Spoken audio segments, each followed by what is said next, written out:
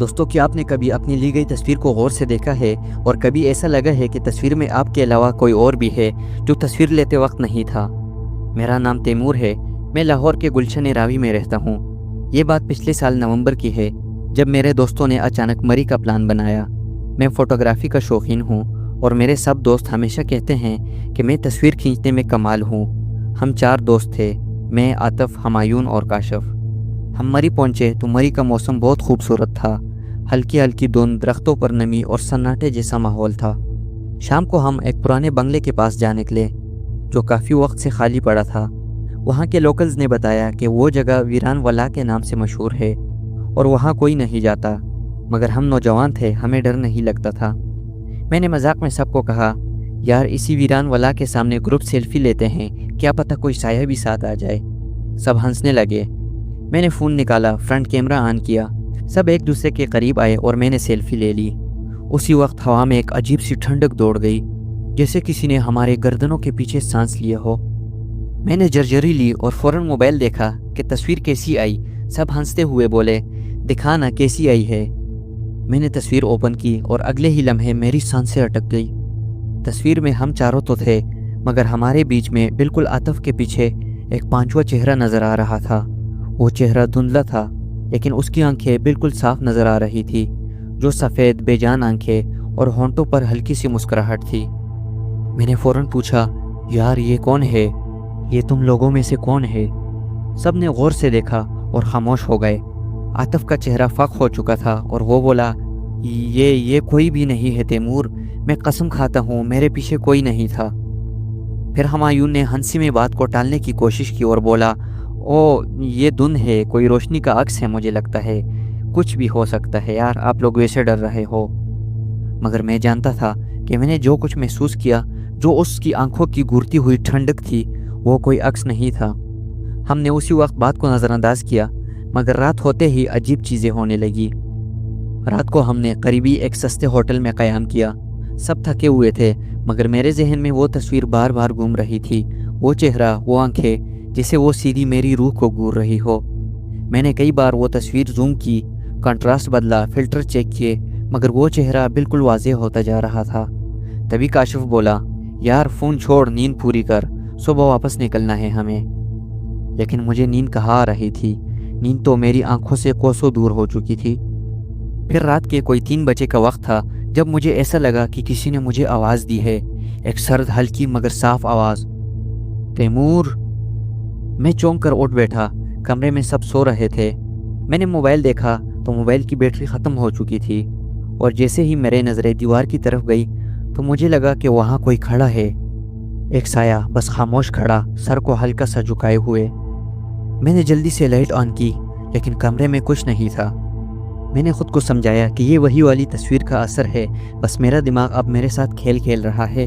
اور پھر کچھ دیر بعد مجھے کسی طرح نیند آ گئی، مگر جو کچھ خواب میں نے اس رات دیکھا وہ مجھے ایک وارننگ جیسا لگا۔ میں خواب میں دوبارہ اس ولا کے باہر کھڑا تھا، فضا میں ہلکی سی دھند تھی، اور اچانک میرے ہاتھ میں موبائل آ گیا تھا۔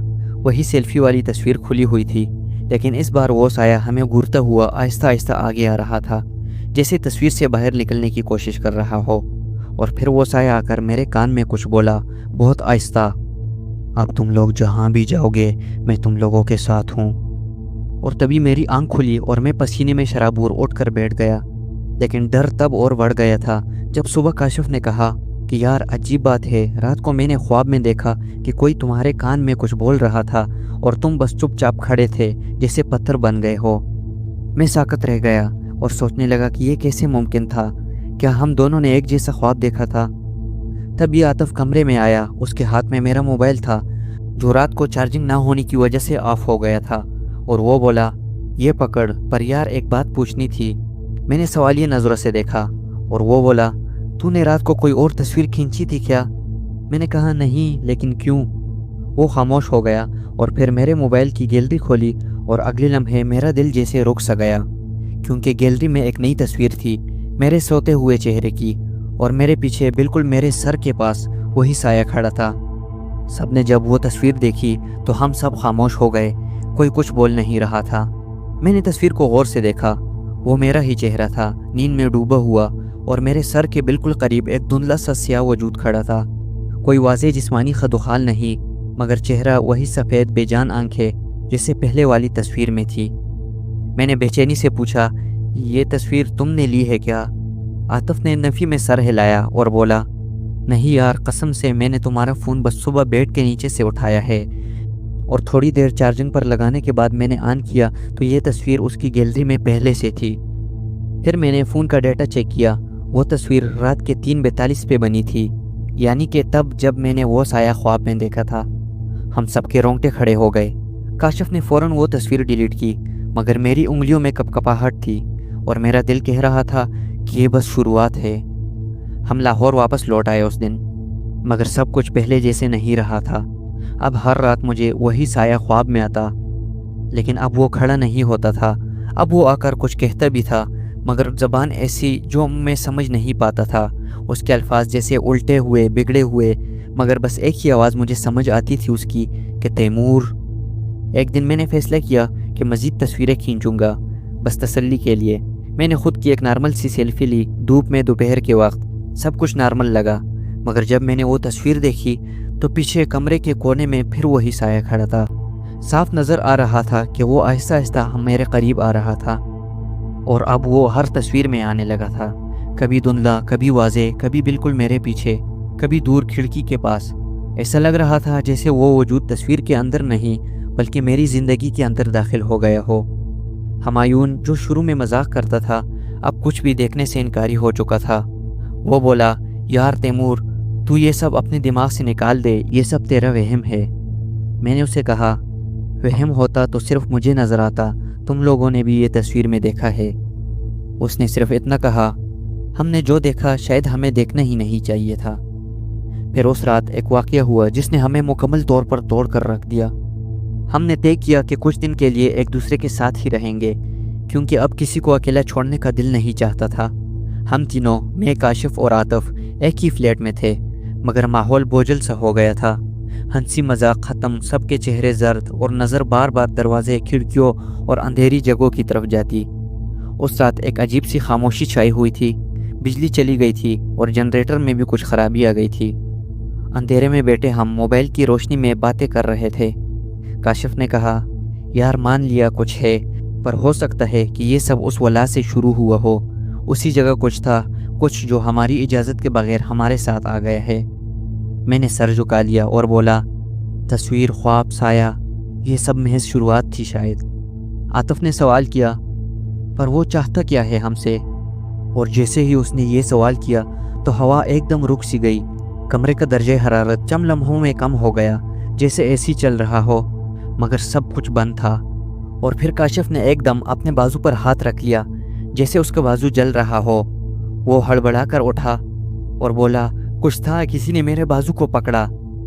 ہم نے لائٹ آن کی تو اس کے بازو پر واضح سرخ نشان تھا، جیسے کسی نے پنجہ مارا ہو۔ انگلیوں کے نشان صاف نظر آ رہے تھے، جلد اکھڑی ہوئی اور وہ کپکپا رہا تھا۔ یہ وہم نہیں ہے، کسی نے مجھے چھوا ہے، جیسے کسی نے زور سے پکڑا ہو اور تھام لیا ہو مجھے۔ ہم سب چپ ہو گئے، صرف دل کی دھڑکنیں سنائی دے رہی تھی۔ میں نے ڈرتے ڈرتے موبائل نکالا اور فرنٹ کیمرہ آن کیا اور اپنی سیلفی لینے لگا کہ دیکھیں کہ اب کیا ہوتا ہے۔ جیسے ہی میں نے سیلفی کھینچی تو اسکرین پر وہی سایہ اب میرے کندھے پر جھکا ہوا تھا، جیسے وہ کچھ کہہ رہا ہو، مگر اب پہلی بار اس کا منہ واضح نظر آیا، جو کالا جھلسا ہوا چہرہ، آنکھوں کی جگہ صرف 2 گہرے گڑھے اور ہونٹ ہل رہے تھے۔ میں نے اس سیلفی کو زوم کیا اور اس بار میں نے اس کے ہونٹوں کی حرکت کو پڑھنے کی کوشش کی۔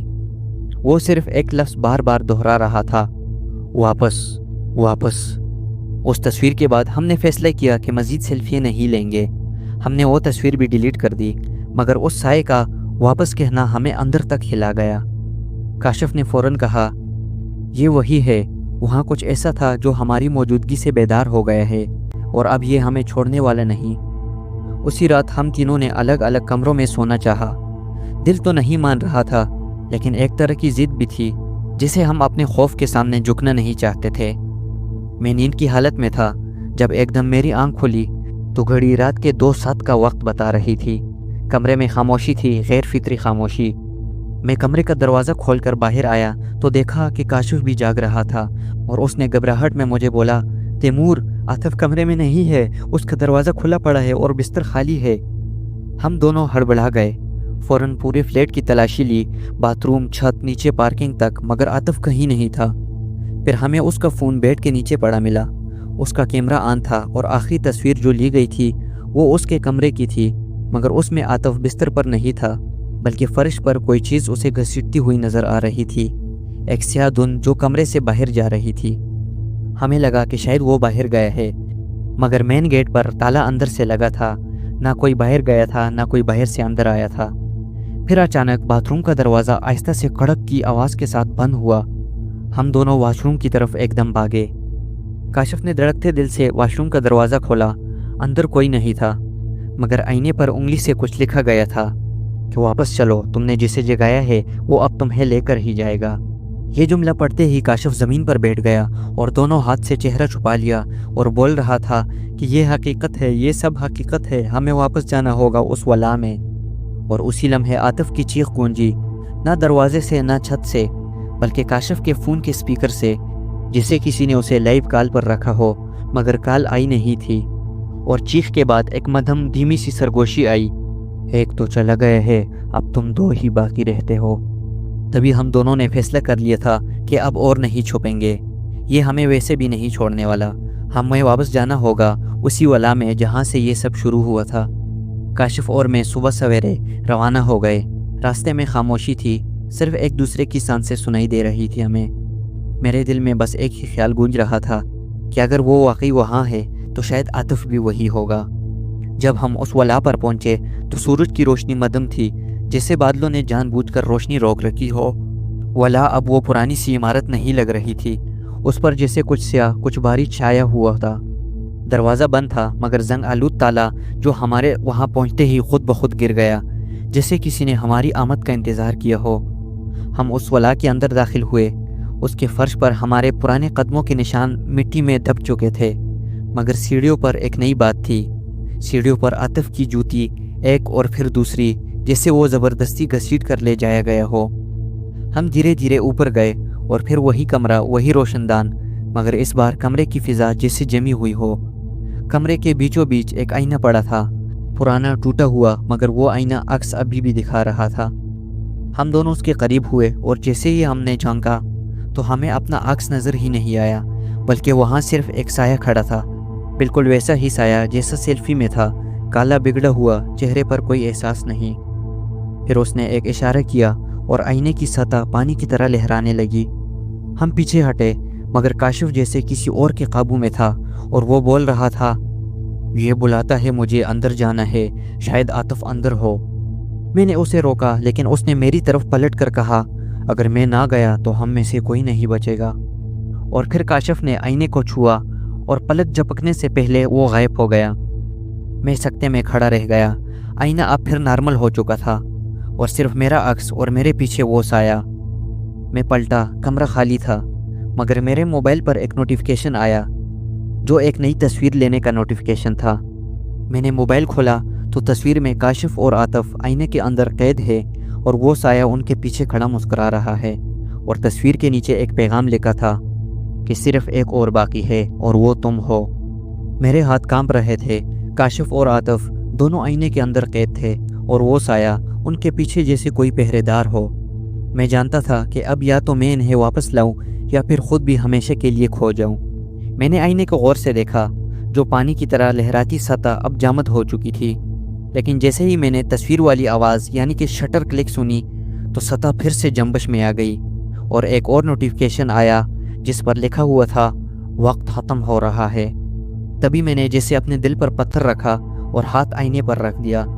اس آئینے کو ٹچ کرتے ہی میرا پورا بدن جھٹکے سے اس کے اندر گزر گیا اور اگلے لمحے میں اندھیرے میں تھا، جہاں نہ دیواریں نہ فرش، بس ایک نرم سا زمین کا احساس اور بہت سے آئینے میرے چاروں طرف۔ ہر آئینے میں الگ الگ حالت، کہیں میں خوفزدہ، کہیں چیختا ہوا، کہیں بے جان، جیسے یہ سائے میرے انجام کے مختلف امکانات دکھا رہے ہو۔ پھر ایک گونجتی ہوئی آواز آئی، تم تینوں آ گئے ہو، اب تم تینوں یہی رہو گے۔ تبھی میں چیخا، نہیں نہیں واپس چھوڑ دو، جو چاہیے وہ لے لو۔ اور اسی لمحے سامنے والے آئینے سے عاطف کی ہلکی سی آواز آئی۔ وہ بول رہا تھا، تیمور پیچھے مت دیکھنا، بس دوڑ لگا دو۔ اور جیسے ہی میں پلٹا تو وہ پوری جگہ اندھیرے میں ہلنے لگی، جیسے کوئی بہت بڑی چیز مجھے اپنی طرف کھینچ رہی ہو۔ تبھی میں نے تیز دوڑ لگا دی، بغیر دیکھے بس بھاگتا رہا۔ پیچھے سے سایوں کی چیخیں، جیسے وہ مجھ سے دور جا رہے ہو یا شاید اور قریب آ رہے ہو، لیکن مجھے کچھ سمجھ نہیں آ رہا تھا۔ پھر اچانک ایک روشنی سی چمکی اور میں گر پڑا فرش پر۔ پھر جب میں نے اپنی آنکھیں کھولی تو میں وہ لا کے اسی کمرے میں تھا۔ میرے سامنے کاشف اور عاطف دونوں بے ہوش پڑے تھے، مگر وہ زندہ تھے۔ میں نے ان دونوں کو ہلا کر ہوش میں لانے کی کوشش کی اور وہ ہوش میں آ گئے۔ ہم تینوں نے ایک دوسرے کو دیکھا اور بغیر کچھ کہے وہاں سے نکلنے لگے۔ مگر جیسے ہی میں ولا کے دروازے کے پاس پہنچا تو میرے موبائل کی اسکرین خود بخود آن ہو گئی۔ میں نے دیکھا تو موبائل میں ایک نئی تصویر تھی جس میں ہم تینوں باہر کھڑے تھے، لیکن چھوٹا عکس بھی تھا جو بالکل ہم تینوں کے درمیان کھڑا تھا۔ اور اس تصویر کے نیچے ایک آخری پیغام تھا جس میں لکھا ہوا تھا، میں واپس نہیں ہوا، میں تو آپ لوگوں کے ساتھ ہی جاؤں گا۔ پھر ہم وہاں سے نکلے اور لاہور واپس آ گئے۔ اس کے بعد کئی مہینے بیت گئے اور ہم تینوں آج بھی زندہ ہیں، مگر کبھی کبھی سیلفی لیتے ہوئے ہمیں شک ہوتا ہے کہ کیمرے میں کوئی ایک چہرہ ایسا بھی آ جاتا ہے جو ہمارے ساتھ موجود نہیں ہوتا۔ تو دوستو یاد رکھے کہ اگر کبھی آپ بھی تصویر لیتے وقت کسی سائے کو دیکھیں تو یاد رکھیے ہم نے بھی یہی سوچا تھا کہ یہ بس کیمرے کا فلٹر ہوگا، مگر بعض دفعہ جو نظر آ جائے وہی سب سے بڑا خطرہ ہوتا ہے۔ تو دوستو یہ تھی ہماری آج کی ہارر سٹوری۔ آپ کو ہماری سٹوری کیسے لگی کمنٹ والی سیکشن میں لازمی بتائیں، اور ویڈیو کو لائک کرنا بالکل بھی نہ بھولیے گا۔ چینل کو سبسکرائب کریں اسی طرح ہارر سٹوریز دیکھنے کے لیے۔ تو ملتے ہیں ایک نئی آنے والی ہارر سٹوری میں، تب تک کے لیے اللہ حافظ۔